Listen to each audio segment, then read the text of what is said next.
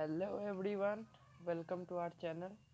स्वागत है आप सभी का पार्ट 4 में the socialism in Europe and the Russian revolution chapter. हमने वर्कर्स, पीजेंट सबके सिचुएशन पढ़ लिए। अब नया टॉपिक चालू करते हैं। A turbulent time, the 1905 revolution. Turbulent मतलब होता है असंतोष भरा। असंतोष भरा एक समय गुजर रहा था रशिया पे। 1905 का रेवोल्यूशन हुआ था। In the beginning of 20th century, beginning of 20th century का मतलब होता है, पहले तो 20th सेंचुरी का मतलब होता है 1900 से 2000 तक। तो 19 in the beginning of 20th century का मतलब है 1905 जो है ये बिगिनिंग ऑफ 20th सेंचुरी में ही आता है। Russia was still an autocracy and the tsar was not subject to parliament. Russia में अभी भी निरंकुशता चल रही थी और जार निकोलस था, वो किसी भी पार्लियामेंट, किसी भी संसद के अधीन नहीं था। During the revolution of 1905, social Democrats and socialist revolutionaries worked with the peasants and workers to demand a constitution. They were supported in the empire by nationalist, example Poland. दो दो पार्टी जो फॉर्म हुई थी, वो दोनों party मिल के peasants और workers के लिए कॉन्स्टिट्यूशन डिमांड की। ये दोनों मिल के कॉन्स्टिट्यूशन डिमांड किए और ये लोग एक ऐसा एम्पायर सपोर्ट कर रहे थे जो जिसमें नेशनलिस्ट हो। जैसे पोलैंड में नेशनलिस्ट एम्पायर चल रहा था, राष्ट्रवाद की भावना से वो एम्पायर चल रहा था, कोई भी निजी भावना से नहीं चल रहा था। And in Muslim dominated areas by jihadists who wanted modernized Islam to lead their society. और रशिया में जो मुस्लिम डोमिनेटेड एरिया थे, वहाँ पे जडीडिस्ट जो थे वो मॉडर्नाइज इस्लाम चाहते थे अपने सोसाइटी में, ताकि उनका सोसाइटी जो है आगे बढ़ सके। A bad time for Russian workers, bad time for Russian workers 1904, the year 1904 was bad for Russian workers। ऐसा क्या था कि रशियन वर्कर्स को बहुत ही जूझना पड़ा 1904 में। वो था increases of prices in essential goods. मतलब जो कमोडिटीज़ थी, मतलब हम लोग जो डेली यूजेस में काम आने वाली चीज़ें होती है, उस सब के प्राइसेस बढ़ गए और रियल वेजेस डिक्लाइंड बाई 20%, और वर्कर्स के सैलरी को 20% कम कर दिया गया। The membership for workers association rose dramatically. तो बहुत सारे वर्कर्स के एसोसिएशन बन गए स्ट्राइक वगैरह करने के लिए, और ये बहुत ही जल्दी ऊपर चले गए। when four members of the assembly of Russian workers formed in 1904 were dismissed at the Putilov Iron Works, thousands of workers went on strike. They demanded a reduction in the working hours to 8 hours, an increase in wages and improved working condition. Assembly of Russian Workers जो था वो 1904 में जो बना था, उसको dismiss कर दिया गया पुटिलोव आयरन वर्क्स में, और हजारों वर्कर्स स्ट्राइक पे चले गए और वर्किंग आवर्स को 8 घंटा करने की डिमांड करने लगे और अपनी सैलरी को बढ़ाने का डिमांड करने लगे। The incident of bloody Sunday, ये टॉपिक बहुत इम्पोर्टेंट है रशियन रिवॉल्यूशन के डेट में। In 1905, on one Sunday, the procession of workers led by Father Gapan reached the Winter Palace of the Tsar in order to present a petition, but they were attacked by the police and the Cossacks.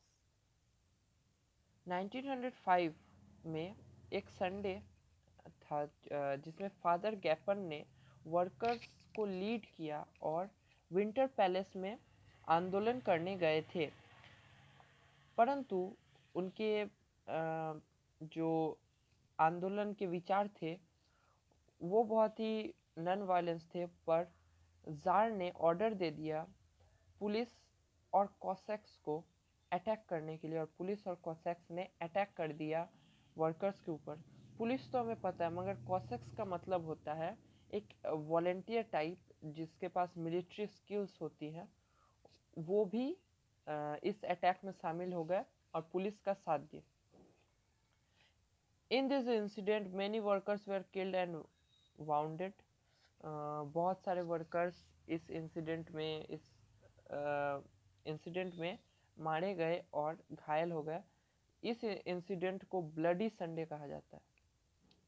Russia के history में ये बहुत important date है, Bloody Sunday इसको कहा जाता है। It started a series events that become known as the 1905 revolution. अब इस ब्लडी संडे की वजह से एक सीरीज ऑफ इवेंट्स चालू हो गए, मतलब हर जगह कुछ ना कुछ होने लगा। 1905 रेवोल्यूशन इसको नाम दिया गया। जैसे trend of strikes spread all over the country, जहाँ सिर्फ छोटे छोटे लेवल पे आंदोलन हो रहे थे, वहीं पे ये पूरे देश में फैल गया। Universities close down when student bodies stretched walkouts complaining about the lack of civil liberties. Universities को बंद कर दिया गया। Doctors, lawyers, engineers established union of unions, demanded a constituent assembly। सभी लोग, doctor, lawyer, engineer, other middle class workers, सभी union पे union बनाए जा रहे थे और एक कॉन्स्टिट्यूएंट असेंबली मतलब संविधान को लागू करने की डिमांड कर रहे थे। During 1905 revolution, the Tsar allowed the creation of an elected consultative parliament और डूमा। तो 1905 में जार ने परमिशन दे दिया एक पार्लियामेंट बनाने का, जिसको डूमा डूमा नाम दिया गया। A large number of trade unions and factory committees made up of factories workers also existed for short time। अब बहुत सारे restrictions आ गए, ट्रेड यूनियन और फैक्ट्री को वर्किंग आवर कम करना पड़ा, और पॉलिटिकल एक्टिविटीज़ के लिए कुछ जगहों पे रेस्ट्रिक्शंस थे। रिएक्शन ऑफ द जार, ये डूमा बनने के बाद का टॉपिक है। The tsar dismissed the first Duma within 75 days. Duma के बनते ही 75 दिनों में ही डूमा को जार ने डिसमिस कर दिया, मगर फिर से दूसरी बार री इलेक्शन करवाया 3 महीने में ही। The Tsar did not want any questioning of his supreme authority। Jar अपनी सुप्रीमेसी को कम नहीं करना चाहता था। सुप्रीमेसी मतलब जार नहीं चाहता था कि उसके ऊपर कोई प्रश्न उठाए। He changed the voting laws, packed the third Duma with conservative politicians, keeping our liberals and revolutionaries। इस वजह से जार ने बहुत सारे वोटिंग लॉज ला दिए, थर्ड डूमा को पैक कर दिया, और कहीं ना कहीं डूमा जो कॉन्स्टिट्यूट असेंबली था वो भी अब किसी काम का नहीं रहा था। The first world war and the Russian empire. आपको बता दें, फर्स्ट वर्ल्ड वॉर में दो ग्रुप्स थे, एक थे सेंट्रल पावर्स, दूसरे एलाइड पावर्स। सेंट्रल पावर्स में जर्मनी, ऑस्ट्रिया, तुर्की थे, और दूसरा जो था एलाइड पावर्स उसमें फ्रांस, ब्रिटेन, रशिया था। तो 1914 से 1919 तक फर्स्ट वर्ल्ड वॉर हुआ था, तो इसमें रशिया ने भी भाग लिया था। Initially the war was popular in Russia and the people supported Tsar Nicholas II. The Tsar decided to take the command of Russian army into his own hand, so he left his court and went to the battlefield। तो jar Nicholas ने world war को support किया, और jar ने decide किया कि Russian army को lead jar Nicholas खुद करेंगे, और उन्होंने कोर्ट छोड़ा और डायरेक्ट बैटलफील्ड में चले गए। Defeat of Russian army। Defeat of Russian army was shocking and demoralizing।